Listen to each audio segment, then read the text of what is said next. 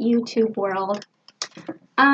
It's me again, Michelle, and I'm here to talk about the answers to my questionnaire and a few of the results that I thought were interesting. So, without further ado, let's get started.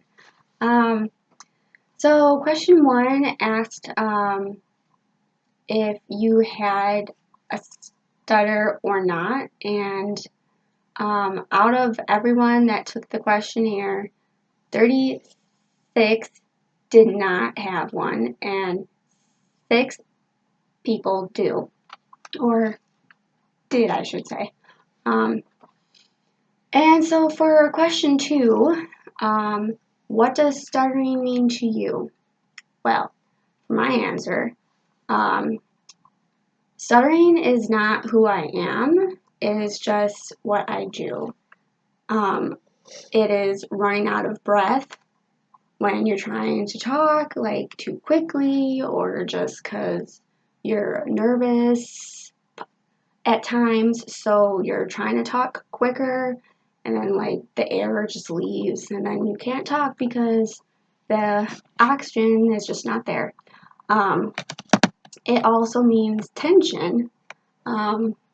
When I'm going to stutter, I may have tension in my lips, or I'll be tense in my shoulders up here, like it's just like constantly all tensed up, which does not help. And yeah, so tension, and really it's a daily struggle, wondering when I'm gonna have to talk and if I'm going to be this fluent and all kinds of stuff like that. But to not be only negative here, it is also a blessing, which that took me a long time to come to that conclusion. But it has made me more empathetic towards others who have challenges that they go through. And I'm a good listener because I'm not, trying to talk a lot all the time. So I hear everything. Even when you're like, no, she didn't hear it. Yes, I did. And I'm also really creative with words. I like to write, and my vocabulary is like pretty extensive. And also I like all kinds of all types of communication, so not just talking, but like dancing and singing, art in all types of ways. So talking is just not the only type of communication that you can have. And I also have a million expressions, because all throughout life, if I wasn't talking, I would express how I feel through my expressions, like, oh, I'm shocked, or like what? But anyways, so yeah, so that's my explanation for question 2. But so to address certain answers from the questionnaire, it is not brought on from anxiety, but anxiety can enhance it, of course. But it's not like due to anxiety. Anxiety does not cause stuttering. That's just not true. Also, stuttering is not curable, although some claim that it is, but it's really not currently. Maybe it will be in the future, maybe not, who knows, because there's still a lot of research that needs to be done on the topic, in order to come to that conclusion. So also, there are cases where kids grow out of it, but that doesn't happen for every person, and that is still a mystery as to why they do. Even though there are no cures currently, there are techniques and modifications that help to make talking go a little more smoother. So, question 3 is, do you know the 3 types of stuttering? Well, the 3 types, according to me, are blocks, repetitions, and prolongations. Blocks are when you say a word, but either just the first sound comes out or nothing comes out at all. Like you're pausing for a longer time than usual. That's usually when a block is happening. I have blocks on what I like to call pressure sounds. So B or P, for example,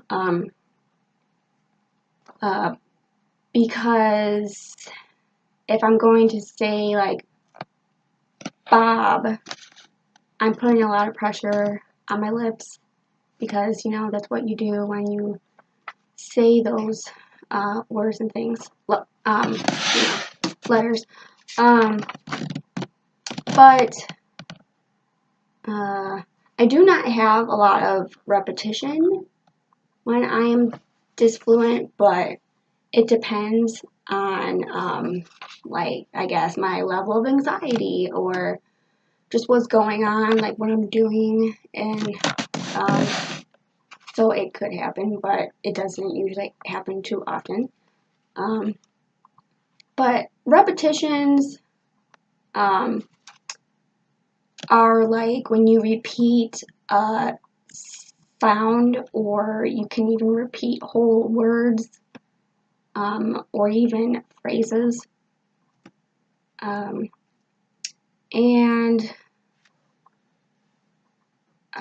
So also, like, stopping my word and starting over is not considered repetition, but is more a technique called cancellation. Just wanted to have that clear. And prolongation is stretching out a sound, usually at the beginning of a word. And as an example is like Friday. That would be prolongation. And to address the results on this question, 3 skipped answering it, and out of the 39 that answered it, 5 people got them correct. So, bravo! So the next question, how many people in the world do you think have a stutter? This was interesting results. These were interesting. 4 people chose 75%, and 29 said 25. Did I say that twice? I don't know. I hope I didn't. But and 9 said 1%. And the correct answer is 1, because this is of the world, not like, you know. So like, if it was 3/4, that would be a very large number, and stuttering is actually not that common, although you might think that it is if you have a little trip up here and there, but that's not an actual diagnosed stutter. That's just you're talking too quickly, or you're nervous, but that doesn't count. Sorry, but it doesn't. And okay. Next question is, do you know anyone that stutters? And yes, I do, because I'm in the NSA, which is a huge group that is a support group for those who stutter, and it's national, so it's like a pretty huge group. But 38 of you said yes, and 4 said no. So I'm curious, who are you, and do you know me? But that's okay. Anyways, next question. Why do you think people stutter? Well, my answer is for many reasons. The cause is unknown, but we know, for example, genetics is one cause. It's kind of like possibly hereditary, but it doesn't have to be. And injuries to the brain or neck region can cause a stutter to develop. It is not caused from anxiety, like I told you guys earlier, and some might be born with it and stutter from the moment they enter the world. I mean, obviously not if you're just crying, but when you can talk. And then others start stuttering around 8 or 9 years old. That, to me, is pretty common from what I've heard. And I think that if you start later in life, it is usually triggered by something that happened to you, possibly. Of course, like, you know, if you hit your head, or if you had a type of traumatic experience that's possibly a cause of it, like showing up. But who knows, really? That's just my educated guess. But okay, so to move on, does hearing someone stutter make you feel uncomfortable? For me personally, I have to be honest, yes it does. And I'm a person who stutters, but I do feel uncomfortable when I hear it. And it's just something that I have to work on. It's a part of accepting who I am and what I have going on, and not caring what others think when it comes to how I talk. So that's just, you know, something. But so one of you told me, yes, you do feel uncomfortable. 22 were no, and 19 was sometimes. I wish others would not feel uncomfortable. I don't like to make people feel uncomfortable, and I know I do not like to be uncomfortable. So I guess it just is what it is, but just try not to be uncomfortable when I talk, and if I'm disfluent, because it's most likely going to happen at some point, and you're just going to have to wait for what I have to tell you, because it's super important. Not to, you know, sound like I'm absorbed or anything. But anyways, yeah, so the next question is, what do you think of people who stutter? And like I gave an example as in like intelligence level, and my answer is we're geniuses. But no, really, our intelligence level is not determined by our fluency or disfluency. And to share a result that I got from the questionnaire is that we are the nicest, most patient person ever. Thank you, because that's totally true. And I think they are adorable. Why, thank you. I guess I would agree with that too. But thanks. Okay. So the next question, do you think there are other health problems related to stuttering? If you do, explain. So my answer is, I'm not sure what other health problems are related to stuttering, although I know it can happen after you have a stroke. And anxiety does make you stutter worse, or it can. It doesn't always, I guess, because everyone is different. But I also know that depression can develop due to feelings related to your disfluency.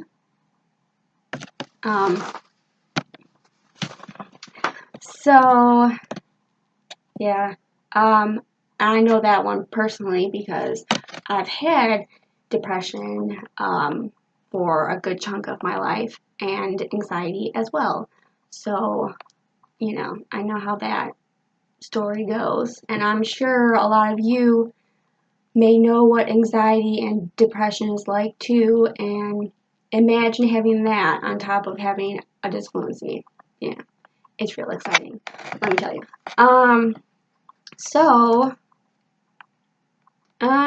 I have recently read that people can sometimes have speech issues with autism, but I think they might be a little different as in how they present themselves. So I'm not too sure on that topic, but it could be.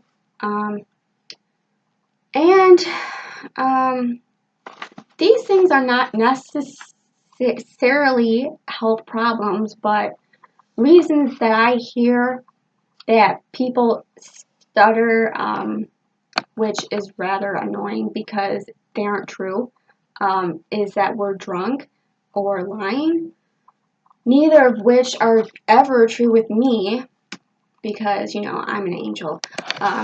So, yeah. But yeah, I just wanted to share that if I am just fluent, I am definitely not drunk and I'm not lying. So if a cop was to pull me over and I would be just fluent when he's asking me questions and stuff, like he might assume that I'm lying, but I'm not. So that's an example. So the last question, question number 10,